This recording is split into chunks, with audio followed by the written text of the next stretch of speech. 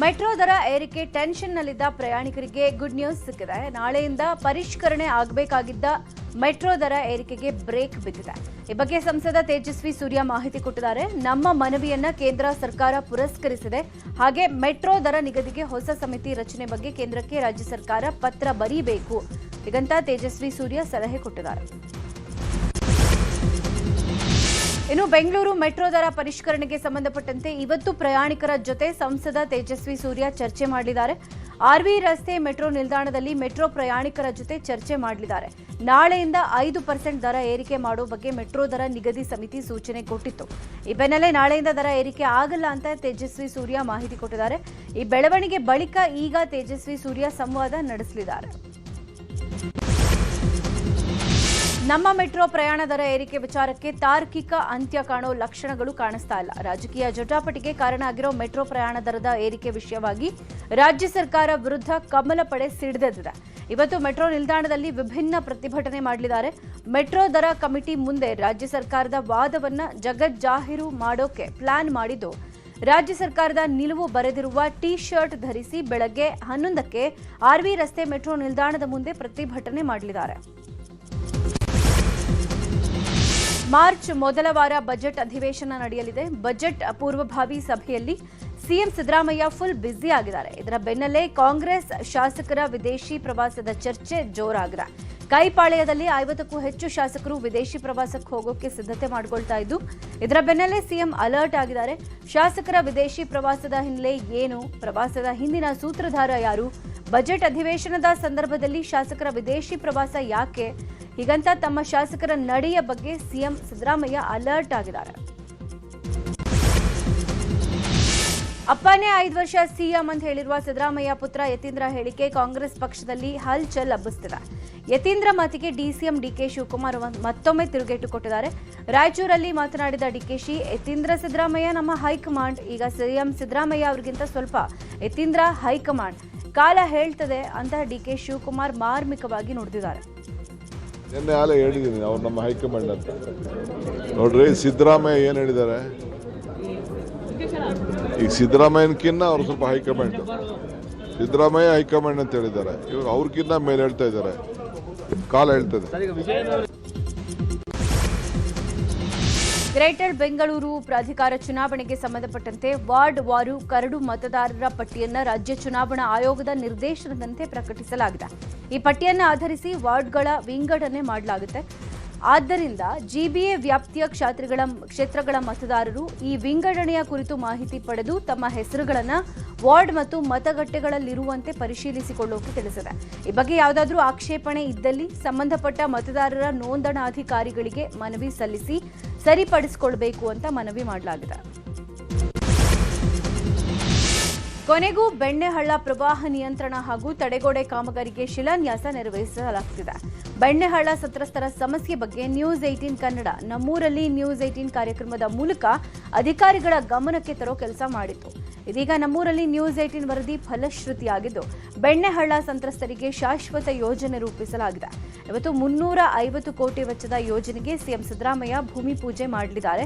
ಹುಬ್ಬಳ್ಳಿ ತಾಲೂಕಿನ ಶಿರಗುಪ್ಪಿ ಗ್ರಾಮದಲ್ಲಿ ಕಾರ್ಯಕ್ರಮ ಆಯೋಜನೆಯಾಗಿದ್ದು, ಸಚಿವ ಸಂತೋಷ್ ಲಾಡ್, ಎಚ್ಕೆ ಪಾಟೀಲ್ ಮತ್ತಿತರರು ಭಾಗಿಯಾಗಲಿದ್ದಾರೆ. ಬೆಂಗಳೂರಿನ ಅರಮನೆ ಮೈದಾನದಲ್ಲಿ ಕೃಷಿ ಇಲಾಖೆಯ ವತಿಯಿಂದ ಅಂತಾರಾಷ್ಟ್ರೀಯ ವಾಣಿಜ್ಯ ಮೇಳದ ಸಮಾರೋಪ ಸಮಾರಂಭ ಆಯೋಜನೆ ಮಾಡಲಾಗಿದೆ. ಇವತ್ತು ಮಧ್ಯಾಹ್ನ 12 ಗಂಟೆ ಸಮಾರಂಭ ಜರುಗಲಿದೆ. ಕಾರ್ಯಕ್ರಮಕ್ಕೆ ಕೇಂದ್ರ ಕೃಷಿ ಸಚಿವ ಶಿವರಾಜ್ ಸಿಂಗ್ ಚೌಹಾಣ್, ಶೋಭಾ ಕರಂದ್ಲಾಜೆ ಮುಖ್ಯ ಅತಿಥಿಗಳಾಗಿ ಭಾಗವಹಿಸಲಿದ್ದಾರೆ. ರಾಜ್ಯ ಕೃಷಿ ಸಚಿವ ಎನ್ ಚಲುವರಾಯಸ್ವಾಮಿ ಸೇರಿದಂತೆ ಸ್ಥಳೀಯ ಶಾಸಕರು ಭಾಗಿಯಾಗಲಿದ್ದಾರೆ. ಬೆಂಗಳೂರಿನ ಸೋಲದೇವನಹಳ್ಳಿ ಮೂಲದ ಒಂದೇ ಕುಟುಂಬದ 4 ಬಿಹಾರದಲ್ಲಿ ಆತ್ಮಹತ್ಯೆ ಮಾಡಿಕೊಂಡಿದ್ರು. ನಿನ್ನೆ ಮರಣೋತ್ತರ ಪರೀಕ್ಷೆ ನಡೆದಿದ್ದು, ಇವತ್ತು ಬಿಹಾರದಲ್ಲೇ 4 ಅಂತ್ಯ ಸಂಸ್ಕಾರ ನಡೆಯೋ ಸಾಧ್ಯತೆ ಇದೆ. ಮೃತದೇಹಗಳು ಸಂಪೂರ್ಣವಾಗಿ ಕೊಳೆತ ಸ್ಥಿತಿಯಲ್ಲಿರೋದ್ರಿಂದ ಬಿಹಾರದಲ್ಲೇ ಅಂತ್ಯಕ್ರಿಯೆಯನ್ನ ಮಾಡೋಕೆ ಕುಟುಂಬಸ್ಥರು ನಿರ್ಧಾರ ಮಾಡಿದಾರಂತೆ. ಇನ್ನು ಮೃತರ ಮಾಹಿತಿ ಕಲೆ ಹಾಕೋಕೆ ಬಿಹಾರ ಪೊಲೀಸರು ಮುಂದಾಗಿದ್ದಾರೆ. ಇವತ್ತು ಬಿಹಾರದಿಂದ ಕರ್ನಾಟಕಕ್ಕೆ ರಾಜ್ಗಿರ್ ಪೊಲೀಸರು ಬರಲಿದ್ದು, ಆತ್ಮಹತ್ಯೆ ಹಿಂದಿನ ಸತ್ಯಾಸತ್ಯತೆ ಬಗ್ಗೆ ತನಿಖೆ ನಡೆಸಲಿದ್ದಾರೆ. 14 ವರ್ಷದ ಅಳಿಯ ಕೊಂದ ಪ್ರಾಯಶ್ಚಿತ್ತಕ್ಕೆ ನಾಗಪ್ರಸಾದ್ ಕುಟುಂಬ ಆತ್ಮಹತ್ಯೆಗೆ ಶರಣಾಗಿದೆ ಎನ್ನಲಾಗಿದೆ. ಉದ್ಯಮಿ ಸಿಜೆ ರಾಯ್ ಆತ್ಮಹತ್ಯೆ ಪ್ರಕರಣದ ತನಿಖೆ ಚುರುಕುಗೊಂಡಿದೆ. ಈಗಾಗಲೇ ಲೀಗಲ್ ಟೀಮ್ ಅಭಿಪ್ರಾಯ ಪಡೆದಿರೋ ಎಸ್ಐಟಿ ಅಧಿಕಾರಿಗಳು ಮುಂದಿನ ವಾರ ದೆಹಲಿಯ ಆದಾಯ ತೆರಿಗೆ ಇಲಾಖೆಯ ಮುಖ್ಯಸ್ಥರಿಗೆ ಪತ್ರ ಬರೆಯಲಿದ್ದಾರೆ. ರಾಯ್ ಆದಾಯ ಸೇರಿದಂತೆ ವಿದೇಶ ಸೇರಿ ಹೊರ ರಾಜ್ಯಗಳ ಹೂಡಿಕೆ ವ್ಯವಹಾರದ ಎಲ್ಲಾ ದಾಖಲೆಗಳು ಐಟಿ ಕೈಯಲ್ಲಿದೆ. ಎಸ್ಐಟಿ ಅಧಿಕಾರಿಗಳಿಗೆ ಆದಾಯದ ಬಗ್ಗೆ ಸ್ಪಷ್ಟ ದಾಖಲೆ ಹಾಗೂ ಕ್ಲಾರಿಟಿ ಸಿಗದ ಹಿನ್ನೆಲೆ ನೇರವಾಗಿ ಐಟಿ ಮುಖ್ಯಸ್ಥರಿಗೆ ಪತ್ರ ಬರೆದು ವ್ಯವಹಾರದ ದಾಖಲೆ ಕೇಳಲಿದ್ದಾರೆ. ಬೆಂಗಳೂರಲ್ಲಿ ಎಣ್ಣೆ ಇಟ್ಟಲ್ಲಿ ಕಾರು ಬೈಕ್ಗಳಿಗೆ ಗುದ್ದಿ ಯುವತಿಯರಿಬ್ಬರು ಕಿರಿಕ್ ಮಾಡಿಕೊಂಡಿದ್ದಾರೆ. ಬನ್ನೇರ್ಘಟ್ಟ ರಸ್ತೆ ಹುಳಿಮಾವು ಬಳಿ ಉತ್ತರ ಭಾರತೀಯ ಯುವತಿಯರು ಕುಡಿದ ನಶೆಯಲ್ಲಿ ದ್ವಿಚಕ್ರ ವಾಹನದಲ್ಲಿ ಕ್ಯಾಬ್ಗೆ ಬೈಕ್ಗಳಿಗೆ ಡಿಕ್ಕಿ ಹೊಡೆದಿರೋದಲ್ಲದೆ ಅವಾಚ್ಯ ಶಬ್ದಗಳಿಂದ ನಿಂದಿಸಿ ಆವಾಜ್ ಹಾಕಿದ್ದಾರೆ. ಕ್ಯಾಬ್ ಡ್ರೈವರ್ ಜೊತೆ ಕಿರಿಕ್ ಮಾಡಿ ಹಲ್ಲೆಗೂ ಯತ್ನಿಸಿದ್ದಾರೆ. ಮಧ್ಯದ ಬೆರಳು ತೋರಿಸಿ ಅಸಭ್ಯ ವರ್ತನೆ ತೋರಿದ್ದಾರೆ. ಇಬ್ಬರು ಯುವತಿಯರನ್ನ ವಶಕ್ಕೆ ಪಡೆದು ವಿಚಾರಣೆ ಮಾಡಲಾಗ್ತಾ ಇದೆ. ಇನ್ನು ಶಿವರಾತ್ರಿ ಹಬ್ಬಕ್ಕೆ ಚಂದ ನೀಡದೇ ಇದ್ದಿದ್ದಕ್ಕೆ ಯುವಕನ ಮೇಲೆ ಚಾಕುವಿನಿಂದ ಹಲ್ಲೆ ಮಾಡಿರುವ ಘಟನೆ ಬೀದರ್ ನಗರದ ಮೈಲೂರು ಬಡಾವಣೆಯಲ್ಲಿ ನಡೆದಿದೆ. ಶಿವರಾತ್ರಿ ನಿಮಿತ್ತ ಚಂದ ಕೊಡುವಂತೆ ವಿದ್ಯಾನಗರ ಬಡಾವಣೆಯ ಯುವಕರು ಅಂಗಡಿ ಮಾಲೀಕ ಮಹೇಶ್ ಅನ್ನುವವನ ಬಳಿ ಹಣ ಕೇಳಿದ್ದಾರೆ. ಆದರೆ ಮಹೇಶ್ ಆಮೇಲೆ ಬನ್ನಿ ಅಂತ ಹೇಳಿದ್ರಂತೆ. ಇಬ್ಬರ ನಡುವೆ ಮಾತಿಗೆ ಮಾತು ಬೆಳೆದಿದ್ದು ನಂತರ ಸಿಟ್ಟಿಗೆದ್ದ ಯುವಕರ ಗುಂಪು ಮಹೇಶ್ ಕುತ್ತಿಗೆ ಹಿಂಭಾಗಕ್ಕೆ ಚಾಕುವಿನಿಂದ ಇರಿದಿದ್ದು ಹಲ್ಲೆ ಮಾಡುವ ದೃಶ್ಯ ಸಿಸಿಟಿವಿಯಲ್ಲಿ ಸೆರೆಯಾಗಿದೆ. ತಾಲೂಕಿನ ಕೂಕನಪಳ್ಳಿಯಲ್ಲಿ ಸ್ಪಿರಿಟ್ ಕುಡಿದು ಇಬ್ಬರು ಸಾವನ್ನಪ್ಪಿರೋ ಘಟನೆ ನಡೆದಿದೆ. ಕೂಕನಪಳ್ಳಿಯ ರಮೇಶ್ ಹೊಸಳ್ಳಿ ಹಾಗೂ ಅಮರಯ್ಯ ಮೃತ ವ್ಯಕ್ತಿಗಳು. ಫೆಬ್ರವರಿ 4ರಂದು ಹೊಲದಲ್ಲಿ ಪಾರ್ಟಿ ಮಾಡೋಕೆ ಯುವಕರ ತಂಡ ಹೋಗಿತ್ತು. ಈ ವೇಳೆ ಮಾರುತಿ ಬಂಡಿ ಹಾಗೂ ಶರಣಪ್ಪ ಗುರಿಕಾರ್ ಅನ್ನೋರು ಸಾರಾಯಿ ಅಂತ ಸ್ಪಿರಿಟ್ ಕೊಟ್ಟಿದ್ದಾರೆ.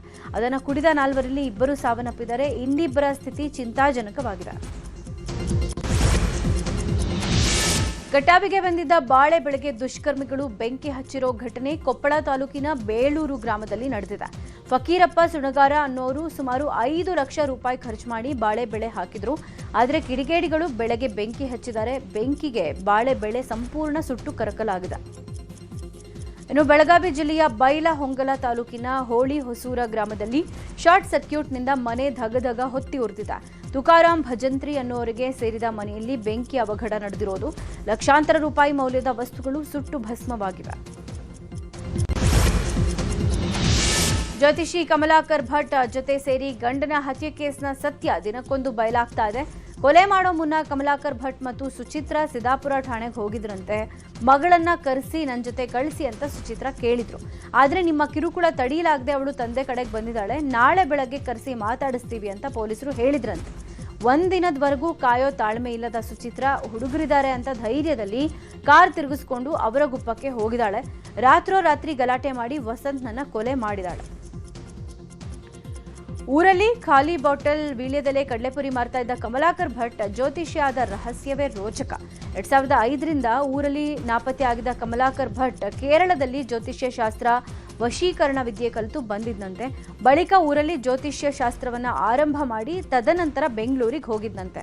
ಒಂದೊಂದು ಜಿಲ್ಲೆಯಲ್ಲಿ 4-5 ಬ್ರೋಕರ್ಗಳನ್ನ ಇಟ್ಕೊಂಡು ಹೋಮ ಹವನ ಮತ್ತು ವಶೀಕರಣ ಡೀಲ್ ಪಡಿತಾ ಇದ್ದಂತೆ. ಈ ವೇಳೆ ಸುಚಿತ್ರಾಳ ಪರಿಚಯ ಆಗಿದೆ. ಅಲ್ಲಿಂದ ಅನೈತಿಕ ಸಂಬಂಧ ಶುರುವಾಗಿದ್ದು ಮದುವೆ ಆಗೋದಕ್ಕೂ ನಿರ್ಧಾರ ಮಾಡಿದಂತೆ. ಹೀಗಾಗಿ ತಮಗೆ ಅಡ್ಡಿಯಾಗಿದ್ದ ಸುಚಿತ್ರಾ ಗಂಡ ಮತ್ತು ಮಕ್ಕಳನ್ನ ಕೊಲೆ ಮಾಡೋದಕ್ಕೆ ಸಂಚು ರೂಪಿಸಿದ್ದ ಅಂತ ಹೇಳಲಾಗ್ತಿದೆ. ಇತ್ತೀಚೆಗೆ ನಿರ್ದೇಶಕ ಪ್ರೇಮ್ ವಿರುದ್ಧ ನಿರ್ಮಾಪಕ ಕನಕಪುರ ಶ್ರೀನಿವಾಸ್ ಗಂಭೀರ ಆರೋಪ ಮಾಡಿದ್ರು. ಅಷ್ಟೇ ಅಲ್ಲದೆ ಕನ್ನಡ ಚಿತ್ರರಂಗದ ಅನೇಕರ ಬಗ್ಗೆ ಅವಾಚ್ಯ ಶಬ್ದಗಳಿಂದ ನಿಂದಿಸಿದ್ರು. ಹೀಗಾಗಿ ಕನಕಪುರ ಶ್ರೀನಿವಾಸ್ ವಿರುದ್ಧ ಜೋಗಿ ಪ್ರೇಮ್ ಫಿಲ್ಮ್ ಚೇಂಬರ್ಗೆ ದೂರು ಕೂಡ ಕೊಟ್ಟಿದ್ರು. ಇದೀಗ ನಿರ್ಮಾಪಕ ಕನಕಪುರ ಶ್ರೀನಿವಾಸ್ ವಿರುದ್ಧ ಎಫ್ಐಆರ್ ದಾಖಲಾಗಿದೆ. ಪ್ರೇಮ್ ದೂರಿನ ಹಿನ್ನೆಲೆ ಎನ್ಸಿಆರ್ ದಾಖಲಿಸಿ ನ್ಯಾಯಾಲಯದಿಂದ ಅನುಮತಿ ಪಡೆದು ಕೆಪಿ ಅಗ್ರಹಾರ ಪೊಲೀಸರು ಎಫ್ಐಆರ್ ದಾಖಲಿಸಿದ್ದಾರೆ. ಹಾಸನ ಜಿಲ್ಲೆಯ ಚನ್ನರಾಯಪಟ್ಟಣದ ರಾಮೋತ್ಸವ ಮೆರವಣಿಗೆಯಲ್ಲಿ ಬಿಗ್ ಬಾಸ್ ವಿನ್ನರ್ ಗಿಲ್ಲಿ ಭಾಗಿಯಾಗಿದ್ರು. ಗಿಲ್ಲಿನ ನೋಡೋಕೆ ಸಾವಿರಾರು ಜನ ಕಾದು ನಿಂತಿತ್ತು. ಚನ್ನರಾಯಪಟ್ಟಣದ ಬಾಗೂರು ರಸ್ತೆಯಿಂದ ಶುರುವಾದ ಮೆರವಣಿಗೆ ಯುದ್ಧಕ್ಕೂ ಜನ ಗಿಲ್ಲಿ ಜೊತೆ ಫೋಟೋ ತೆಗೆಸಿಕೊಳ್ಳೋಕೆ ಹರಸಾಹಸ ಪಟ್ಟರು. ಗಿಲ್ಲಿಯನ್ನ ನೋಡಿ ಜಯ ಘೋಷನು ಮೊಳಗಿಸಿದ್ರು. ಅಭಿಮಾನಿಗಳಿಗೂ ನಿರಾಸೆ ಮಾಡಿದ ಗಿಲ್ಲಿ ಸಕ್ಕದಾಗೆ ಪಂಚಿಂಗ್ ಡೈಲಾಗ್ ಹೊಡೆದ್ರು, ಮನರಂಜನೆ ಕೊಟ್ಟರು. ತಮಿಳುನಾಡು ಗಳಿ ಗ್ರಾಮ ಗುಮಳಾಪುರ ಸಮೀಪದ ಬಾಲ್ಯ ಕೆರೆಯಲ್ಲಿ ಆನೆ ದಾಳಿಗೆ ವ್ಯಕ್ತಿ ಬಲಿಯಾಗಿದ್ದಾನೆ. ಒಂಟಿಸಲಗದ ದಾಳಿಗೆ ಬ್ಯಾಲ್ಯಕೆರೆ ನಿವಾಸಿ ವೆಂಕಟೇಶ್ ಮೃತಪಟ್ಟಿದ್ದಾರೆ. ಅರಣ್ಯ ಇಲಾಖೆ ಅಧಿಕಾರಿಗಳ ವಿರುದ್ಧ ಸಿಡಿದೆದ್ದ ಗ್ರಾಮಸ್ಥರು ರಸ್ತೆಯಲ್ಲೇ ಶವ ಇಟ್ಟು ಪ್ರತಿಭಟನೆ ಮಾಡುತ್ತಿದ್ದಾರೆ. ಕಳುವಾದ ಮೊಬೈಲ್ಗಳನ್ನ ಹುಡುಕೊಡ್ಬೇಕು ಅಂತ ವ್ಯಕ್ತಿಯೊಬ್ಬರು ಬೆಂಗಳೂರು ಪೊಲೀಸರಿಗೆ ಕಳ್ಳನ ಫೋಟೋ ಹಾಗೂ ಲೊಕೇಶನ್ ಹಾಕಿ ಮನವಿ ಮಾಡಿಕೊಂಡಿದ್ದಾರೆ. ಶರಣ್ ಕುಮಾರ್ ಅನ್ನೋರ ಐಫೋನ್ 15 ಹಾಗೂ ಅವರ ಸ್ನೇಹಿತನ ಐಫೋನ್ 17 ಪ್ರೋ ಮೊಬೈಲ್ ಜನವರಿ 13ರಂದು ಲಿಂಕಿನ್ ಪಾರ್ಕ್ ಮ್ಯೂಸಿಕ್ ಕಾಂಕ್ರೀಟ್ನಲ್ಲಿ ಕಳ್ಳರು ಕದ್ದೊಯ್ದಿದ್ರು. ದೆಹಲಿಯಿಂದ ಬಂದಿದ್ದ 3 ಕಳ್ಳರು ಬೆಂಗಳೂರಲ್ಲಿ ಮೊಬೈಲ್ ಕದ್ದು ಎಸ್ಕೇಪ್ ಆಗಿದ್ರು. ಇದರಲ್ಲಿ 2 ಕಳ್ಳರು ಸಿಕ್ಕಿದ್ದು, ಹಲವು ಮೊಬೈಲ್ ಸೀಸ್ ಮಾಡಲಾಗಿದೆ. ಆದರೆ ಮತ್ತೊಬ್ಬ ಕಳ್ಳ ದೆಹಲಿಗೆ ಹೋಗಿದ್ದಾನೆ. ಅಲ್ಲಿ 2 ವಾರಗಳ ನಂತರ ಕದ್ದಿದ್ದ ಮೊಬೈಲ್ಗಳ ಫೋನ್ ಸ್ವಿಚ್ ಆನ್ ಮಾಡಿದ್ದಾನೆ. ಈ ವೇಳೆ ಮೊಬೈಲ್ ಕಳ್ಕೊಂಡಿದ್ದ ಶರಣ್ಗೆ ಮೆಸೇಜ್ ಹೋಗಿದೆ. ಈ ವೇಳೆ ಕಳ್ಳನ ಫೋಟೋ ಹಾಗೂ ಲೊಕೇಶನ್ ಬಗ್ಗೆ ವೈಟ್ ಫೀಲ್ಡ್ ಹಾಗೂ ಚನ್ನರಾಯಪಟ್ಟಣ ಪೊಲೀಸರಿಗೆ ವಿಷಯ ಮುಟ್ಟಿಸಿದ್ದಾರೆ. ಆದರೆ ಪೊಲೀಸರು ಇದುವರೆಗೆ ಯಾವುದೇ ಕ್ರಮ ಕೈಗೊಂಡಿಲ್ಲ ಅಂತ ಎಕ್ಸ್ ಮೂಲಕ ಬೇಸರ ವ್ಯಕ್ತಪಡಿಸಿದ್ದಾರೆ. ಪ್ರಧಾನಿ ಮೋದಿ 2 ದಿನಗಳ ಮಲೇಷ್ಯಾ ಪ್ರವಾಸದಲ್ಲಿದ್ದಾರೆ. ಇವತ್ತು ಈ ಪ್ರವಾಸದ 2ನೇ ದಿನ ಆಗಿದ್ದು, ಮಲೇಷ್ಯಾ ಪ್ರಧಾನಿ ಅನ್ವರ್ ಇಬ್ರಾಹಿಂರೊಂದಿಗೆ ಪ್ರಧಾನಿ ಮೋದಿ ದ್ವಿಪಕ್ಷೀಯ ಸಭೆ ನಡೆಸಲಿದ್ದಾರೆ. ಸಹಕಾರ, ಆರ್ಥಿಕ ಸೇರಿದಂತೆ ವಿವಿಧ ಕ್ಷೇತ್ರಗಳಿಗೆ ಸಂಬಂಧಪಟ್ಟಂತೆ ಮಾತುಕತೆ ನಡೆಸಲಿದ್ದಾರೆ. ಇನ್ನು ಈ ಭೇಟಿ ವೇಳೆ ಉಭಯ ದೇಶಗಳು ಕೆಲ ಒಪ್ಪಂದಗಳಿಗೂ ಸಹಿ ಹಾಕುವ ನಿರೀಕ್ಷೆ ಇದೆ. ಬಿಹಾರ ಸಂಸದ ಪಪ್ಪು ಯಾದವ್ ಅಲಿಯಾಸ್ ರಾಜೇಶ್ ರಂಜನ್ ಅವರನ್ನ 31 ವರ್ಷಗಳಷ್ಟು ಹಳೆಯ ವಂಚನೆಯ ಪ್ರಕರಣದಲ್ಲಿ ಪೊಲೀಸರು ಬಂಧಿಸಿದ್ದಾರೆ. ವಂಚನೆ ಮೂಲಕ ಮನೆ ಬಾಡಿಗೆಗೆ ಪಡೆದ ಆರೋಪದಲ್ಲಿ 1995ರಲ್ಲಿ ಪ್ರಕರಣ ದಾಖಲಾಗಿತ್ತು. ಕೋರ್ಟ್ ವಿಚಾರಣೆಗೆ ಗೈರಾಗಿದ್ದರಿಂದ ಪೊಲೀಸರು ಬಂಧಿಸಿದ್ದಾರೆ. ಪಪ್ಪು ಯಾದವ್ ಅವರ ಬಂಧನವನ್ನ ಖಂಡಿಸಿರೋ ರಾಹುಲ್ ಗಾಂಧಿ ಸೇಡಿನ ಕೃತ್ಯ ಇದು ಅಂತ ಹೇಳಿದ್ದಾರೆ. ಶಬರಿಮಲೆ ಚಿನ್ನಾಭರಣ ಕಳ್ಳತನ ಪ್ರಕರಣದಲ್ಲಿ ಹೋರಾಟಕ್ಕಿಳಿಯೋಕೆ ಬಿಜೆಪಿ ಮುಂದಾಗಿದೆ. ನ್ಯಾಯ ಒದಗಿಸೋದಕ್ಕಾಗಿ ಬಿಜೆಪಿ ಸಂಪೂರ್ಣ ಹೋರಾಟ ನಡೆಸಲಿದೆ ಅಂತ ಬಿಜೆಪಿ ಅಧ್ಯಕ್ಷ ನಿತಿನ್ ನಬೀನ್ ಹೇಳಿದ್ದಾರೆ. ಶಬರಿಮಲೆ ವಿಷಯದಲ್ಲಿ ಆಡಳಿತ ಪಕ್ಷಗಳು ಮತ್ತು ವಿರೋಧ ಪಕ್ಷಗಳು ಆಟ ಆಡ್ತಾ ಇವೆ. ಈ ವಿಷಯದಲ್ಲಿ ಉಭಯ ಪಕ್ಷಗಳು ಆರೋಪಿಗಳ ಪರ ಇವೆ ಅಂತ ನಿತಿನ್ ನಬೀನ್ ಆರೋಪ ಮಾಡಿದ್ದಾರೆ. 3ನೇ ಮದುವೆ ಆಗೋಕೆ ಹೊರಟಿದ್ದ ಗಂಡನಿಗೆ 2ನೇ ಹೆಂಡತಿ ತರಾಟೆಗೆ ತೆಗೆದುಕೊಂಡಿರೋ ಘಟನೆ ಉತ್ತರ ಪ್ರದೇಶದ ಸೀತಾಪುರದಲ್ಲಿ ನಡೆದಿದೆ. ಮದುವೆ ಮಂಟಪಕ್ಕೆ ಬಂದ 2ನೇ ಹೆಂಡತಿ ಗಂಡನ 3ನೇ ಮದುವೆಯನ್ನ ನಿಲ್ಲಿಸಿ ಅಲ್ಲಿಂದ ಗಂಡನನ್ನ ಎಳ್ಕೊಂಡು ಹೋಗಿದ್ದಾಳೆ. ಇನ್ನು ಈತ ಮೊದಲ ಹೆಂಡತಿಗೆ ಡಿವೋರ್ಸ್ ಕೊಟ್ಟು ನನ್ನ ಮದುವೆ ಆಗಿದ್ದ, ಈಗ 3ನೇ ಮದುವೆ ಆಗೋಕೆ ಹೊರಟಿದ್ದಾನೆ ಅಂತ 2ನೇ ಹೆಂಡತಿ ಆರೋಪ ಮಾಡಿದ್ದಾಳೆ. ಉತ್ತರ ಪ್ರದೇಶದ ಯಮುನಾ ಎಕ್ಸ್‌ಪ್ರೆಸ್ ವೇನಲ್ಲಿ ಭೀಕರ ಅಪಘಾತ ಸಂಭವಿಸಿ 6 ಮಂದಿ ದುರ್ಮರಣ ಹೊಂದಿದ್ದಾರೆ. ಮಥುರಾ ಬಳಿ ಶೌಚಾಲಯಕ್ಕಾಗಿ ಹೆದ್ದಾರಿ ಮಧ್ಯೆ ಖಾಸಗಿ ಬಸ್ ನಿಲ್ಲಿಸಲಾಗಿತ್ತು. ಈ ವೇಳೆ ಹಿಂಬದಿಯಿಂದ ವೇಗವಾಗಿ ಬಂದ ಕಂಟೈನರ್ ಬಸ್ಗೆ ಡಿಕ್ಕಿ ಹೊಡೆದಿದೆ. ಪರಿಣಾಮ ಬಸ್ನಲ್ಲಿದ್ದ ಪ್ರಯಾಣಿಕರು ಮತ್ತು ರಸ್ತೆಯಲ್ಲಿ ನಿಂತಿದ್ದ 6 ಜನ ಸ್ಥಳದಲ್ಲೇ ಸಾವನ್ನಪ್ಪಿದ್ದಾರೆ. ಇನ್ನು ಮಧ್ಯಪ್ರದೇಶದಲ್ಲಿ ನಡೆದ ಭೀಕರ ಅಪಘಾತದಲ್ಲಿ ಕಾಲುವೆಗೆ ಬಿದ್ದು 3 ಸಾವನ್ನಪ್ಪಿದ್ದಾರೆ. ಭೋಪಾಲ್ ಮತ್ತು ಬೇತುಲ್ ರಾಷ್ಟ್ರೀಯ ಹೆದ್ದಾರಿಯಲ್ಲಿ ವೇಗವಾಗಿ ಬಂದ ಕಾರು ನರ್ಮದಪುರಂನಲ್ಲಿ ಪಥರೋಟ ಕಾಲುವೆಗೆ ಬಿದ್ದಿದೆ. ಪರಿಣಾಮ ಕಾರಲ್ಲಿದ್ದ 3 ಮೃತಪಟ್ಟಿದ್ದಾರೆ. ಸ್ಥಳಕ್ಕೆ ಬಂದ ಎಸ್ಡಿಆರ್ಎಫ್ ತಂಡಗಳು ಕಾರು ಮತ್ತು ಮೃತದೇಹಗಳನ್ನು ಮೇಲೆತ್ತಿವೆ. ಹರಿಯಾಣದ ಫರೀದಾಬಾದ್ನ ಸೂರಜ್ಕಂಡ್ ಮೇಳದಲ್ಲಿ ಜಾಯ್ ರೈಡ್ ಕುಸಿದು ಬಿದ್ದಿದೆ. ಗಾಯಾಳುಗಳನ್ನು ಉಳಿಸೋಕೆ ಪ್ರಯತ್ನಿಸ್ತಾ ಇದ್ದಾಗ ಜಾಯ್ ರೈಡ್ನ ಒಂದು ಭಾಗ ಮತ್ತೆ ಕುಸಿದು ಪೊಲೀಸ್ ಇನ್ಸ್ಪೆಕ್ಟರ್ ಸೇರಿ 2 ಸಾವನ್ನಪ್ಪಿದ್ದಾರೆ. ಈ ದುರ್ಘಟನೆಯಲ್ಲಿ 13 ಮಂದಿಗೆ ಗಾಯಗಳಾಗಿದ್ದು ಆಸ್ಪತ್ರೆಗೆ ದಾಖಲಿಸಲಾಗಿದೆ. ಹಾಗೆ ಜಾಯ್ ರೈಡ್ ಆಪರೇಟರ್ನನ್ನ ಬಂಧಿಸಿ ಎಫ್ಐಆರ್ ದಾಖಲಿಸಲಾಗಿದೆ.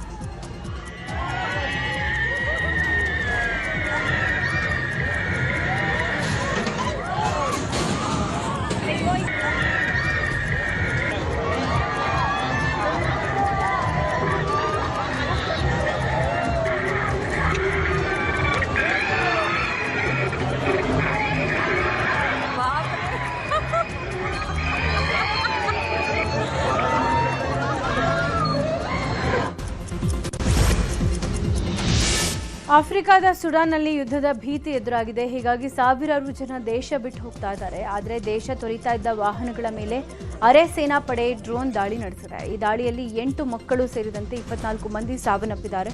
ಮಾನವ ಹಕ್ಕುಗಳ ಸಂಘಟನೆಗಳು ಕೂಡಲೇ ರಕ್ಷಣೆಗೆ ಬರಬೇಕು ಅಂತ ಮನವಿ ಮಾಡಲಾಗಿದೆ. ಟಿ20 ವಿಶ್ವಕಪ್ನ ಆರಂಭಿಕ ಪಂದ್ಯದಲ್ಲಿ ಭಾರತ ಗೆಲುವಿನೊಂದಿಗೆ ಶುಭಾರಂಭ ಮಾಡಿದೆ. ಮುಂಬೈನ ವಾಂಖೆಡೆ ಮೈದಾನದಲ್ಲಿ ಅಮೆರಿಕ ಜೊತೆಗೆ ನಡೆದ ಪಂದ್ಯದಲ್ಲಿ ಟೀಂ ಇಂಡಿಯಾ ಗೆದ್ದು ಬೀಗಿದೆ. ಮೊದಲು ಬ್ಯಾಟ್ ಮಾಡಿದ ಭಾರತ ನಿಗದಿತ 20 ಓವರ್ಗಳಲ್ಲಿ 9 ವಿಕೆಟ್ ಕಳ್ಕೊಂಡು 161 ರನ್ ಗಳಿಸಿತ್ತು.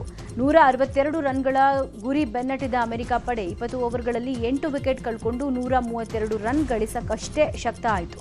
ಭಾರತದ ಪರ ಕ್ಯಾಪ್ಟನ್ ಸೂರ್ಯಕುಮಾರ್ ಯಾದವ್ 84 ರನ್ ಗಳಿಸಿ ಅಜೇಯನಾಗಿ ಉಳಿದು ಭಾರತದ ಗೆಲುವಿನಲ್ಲಿ ಪ್ರಮುಖ ಪಾತ್ರ ವಹಿಸಿದರು.